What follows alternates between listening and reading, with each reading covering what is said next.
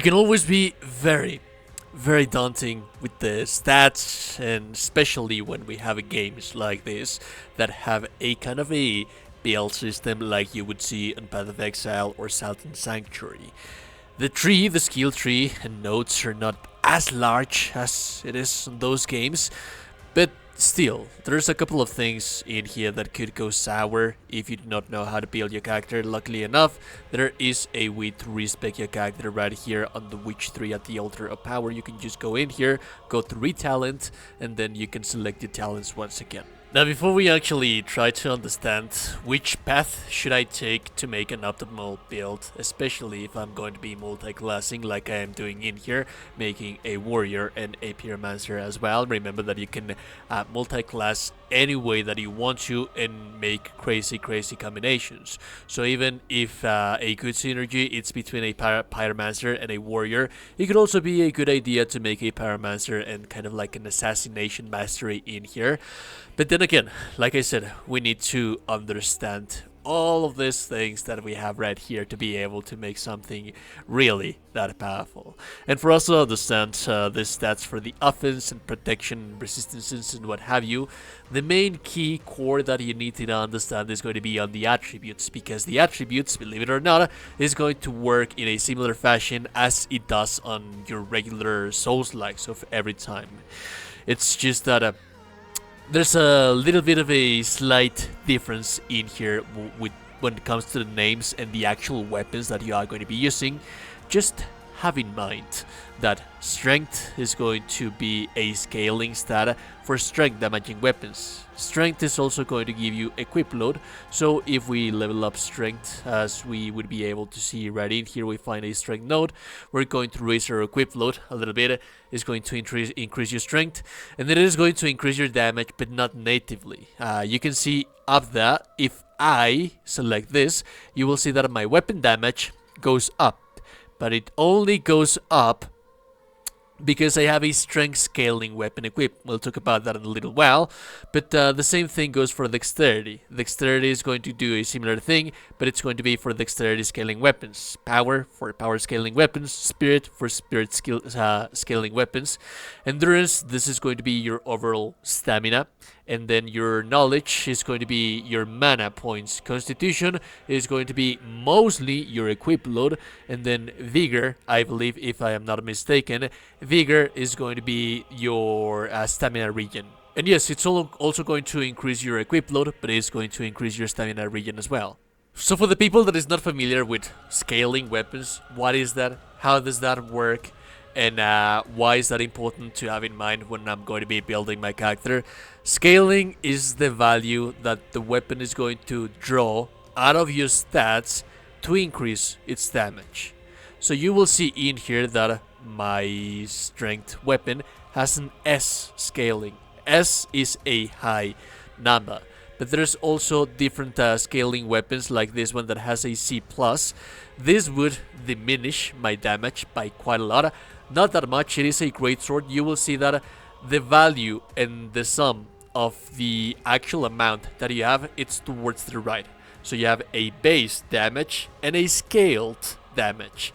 Meaning that, as you can see right in here, the most damage I can reach is with a weapon that has high scaling, reaching almost 200 more damage. Even when it is the same type of weapon, this is a great sword, but this only has C scaling and strength.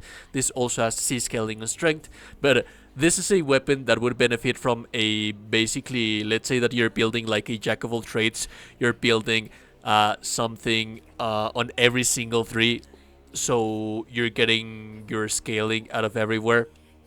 This is also a weapon that is going to be dealing quite a lot of damage because it has S scaling strength, and then this, decently enough, it has a B scaling. As for the long swords, I have a one that has S scaling in here. As you can see, it has 400 total damage because of the S scaling. But there's also different other weapons that are going to be benefiting different kind of trees. So this is what's ultimately going to determine which kind of weapon are you going to use are you going to be using, and which skill nodes are you going to try to reach for your actual nodes that change your build. So basically this right here, the small ones, they are stat nodes. The big ones, they are the build altering nodes, the things that are going to change something inherently for the build and what you should be striving to get to. Like for example, my favorite in here, the Phoenix. What this does, it's every time that I get killed, I can resuscitate with 50% of my health. So that's something that I want for my build.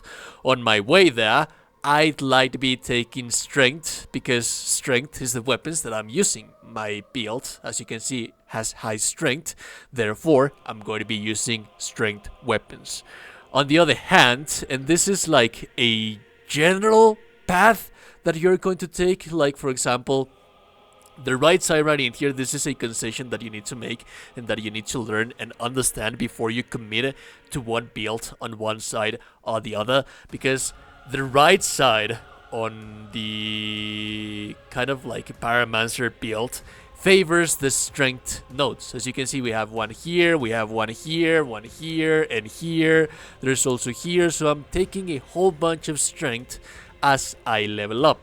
And also, the nodes altering builds are going to be benefiting some kind of like a melee fighter.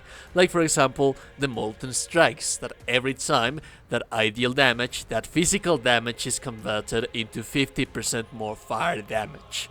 That's also true for the Inner Fire. Every time that I cast a spell, I increase my weapon attack damage by 8%, the weapon attack damage. So it's casting spells in here is something off. On the other hand, you will see in here that this favors knowledge, but also favors power. So you have power in here, you have power here, you have power here, and then power, power, power, power, power. And you can barely see any kind of strength, right? So what does that tell me? If you combine that to, for example, the actual changing stats that you have in here, you will see that the left side right in here focuses for kind of like a caster kind of player. The focalized mana, each point mana spent increases your burn chance by 0.5%. The bonus resets when you apply burn. But then you can see in here that it requires for you to be using mana. That is why you're getting mana from here, you're getting mana from here, you're getting mana from here, and also you're getting power from here. But remember that if you were to be using power to scale the damage, you would be using mainly spells, yes, but also a weapon that would be scaling with power. If I go in here, let's see if I can find something that would be scaling with, well, I believe that's Spirit. This is what I would be using. It has B scaling, B plus scaling on power, so that's what I would be using if I were to be making that kind of build as a main weapon.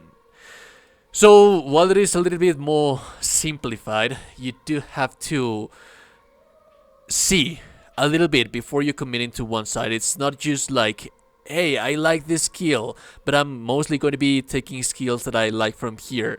One side is always going to be leaning into something. And like I mentioned, this is also going to make good synergies whenever you multi-class into something. So this Pyromancer, as you can see, it's mostly a warrior that uses strength, and all of the altering build nodes that you can find in here, they are for melee damage that are going to make a huge, amazing synergy with one more build that I can multi-class in here with my warrior that you can find in here, because there's lots of strength in here that I'm going to be taking to scale the weapon up, the damage weapon. And yeah, that is as best as I can to explain how to build a character in Mandragora, a Whispers of the Witch Tree. If you like the content, a like in the video is super appreciated. And also, you're a gorgeous and beautiful person. You are indeed a gorgeous and beautiful, beautiful person. Subscribe to the channel, join Discord. Have a beautiful day, goodbye.